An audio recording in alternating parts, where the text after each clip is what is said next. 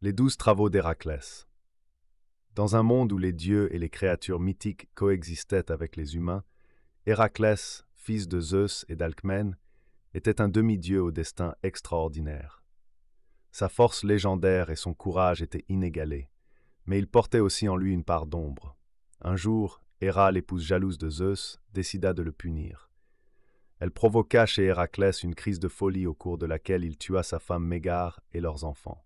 Pour expier ce terrible acte, Héraclès fut condamné à accomplir 12 travaux imposés par son cousin Eurysthée. Le lion de Némée. Héraclès affronta un lion gigantesque dont la peau était impénétrable. Il réussit à l'étrangler et à récupérer sa fourrure. L'hydre de Lerne. Cette créature avait 9 têtes et chaque fois qu'Héraclès en coupait une, 2 repoussaient. Il finit par brûler les têtes pour les empêcher de repousser. La biche de Sérigny. Une biche au bois d'or, rapide et insaisissable. Héraclès la poursuivit pendant 1 an avant de la capturer. Le sanglier d'Érymanthe, un sanglier féroce qui ravageait les terres. Héraclès le traqua et le ramena vivant. Les oiseaux du lac Stymphale, des oiseaux monstrueux aux plumes de fer. Héraclès les effraya avec des cymbales et les tua. Le taureau de Crète, un taureau sauvage envoyé par Poséidon. Héraclès le dompta et le ramena à Eurysthée. Les juments de Diomède. Ces juments mangeaient de la chair humaine. Héraclès les captura et les ramena. La ceinture d'Hippolyte. La reine des Amazones possédait une ceinture magique. Héraclès la lui prit après une bataille.